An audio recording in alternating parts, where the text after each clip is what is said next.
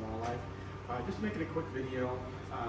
So part of our rodent program is that we use Bell Sensing, Bell Labs, Bell Sensing IQ trays that we have here with boxes.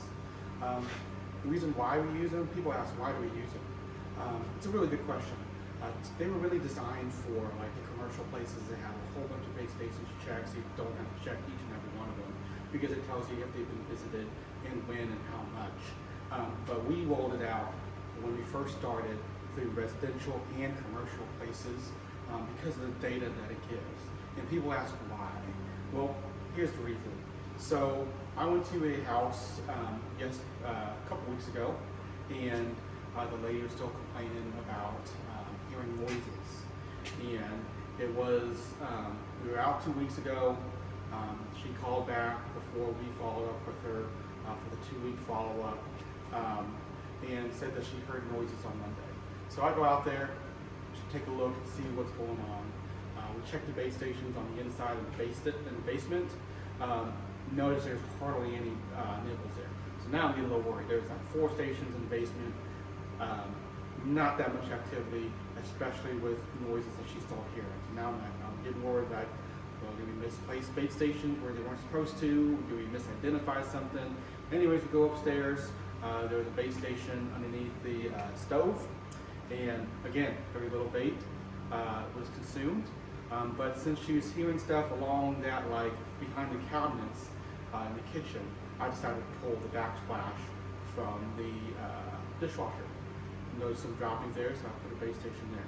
So I'm like, well, we might have missed this, but we're going to get it taken care of now. So then we had a base station up in the attic. So I go up in the attic, again, no hits.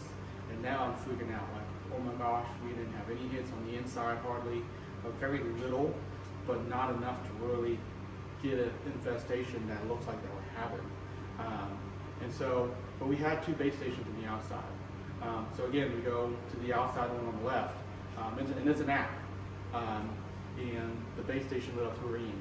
And I'm like, oh my gosh, we have no hits on these base stations. I don't know what I'm gonna tell this lady. We're really gonna have to dig deep and figure out what's going on here, if it's rodents or something else. Well, she had a base station in the back where she was hearing noises on Monday. And a little, backing up a little bit, she said she heard them on Monday. She called us. Tuesday she didn't hear anything, and then we were out Wednesday. And so like, okay, well, we'll take a look, see what we got. So then we go to the base station in the back. It lit up yellow. I'm like, yellow means moderate, but I'm like, okay, at least I got something to show her. And she's walking around with me because she's concerned about her own property and she's scared, and rightfully so. And so then I open it up and I notice all the soft bait, minus 2 bags, were completely consumed. And the really cool thing was, we saw the crumbs from the final soft bait, but then we also saw some green droppings from where we had contract block on the inside. And so I was like, oh, look at this. You can see the bait on the inside you saw was green. This is the reddish colored bait. And you can see that the poop is green, so that means they did eat some of the bait on the inside. She said, oh, well, that's good. I'm like, well, look at this bait that they completely almost consumed on this outside bait station. She's like, yeah, that's crazy. So then I pull up the app and look at the data. It was only like 10 or 15 visits.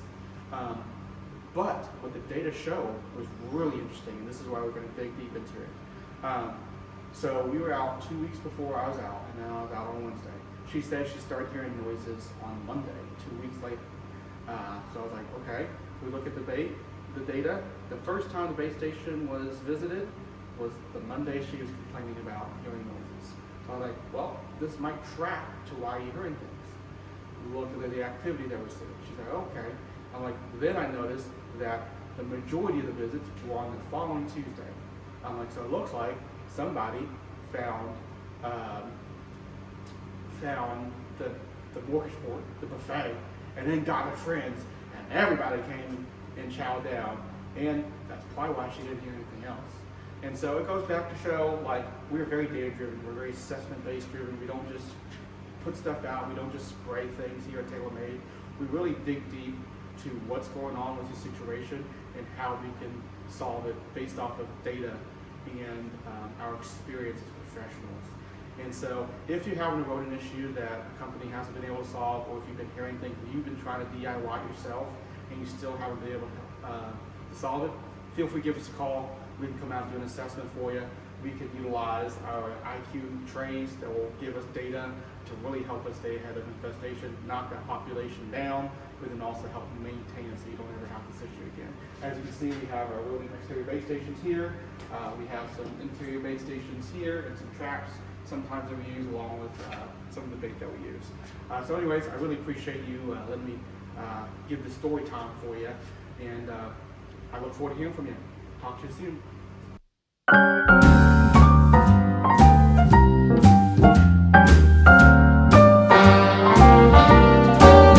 A little different than all the rest.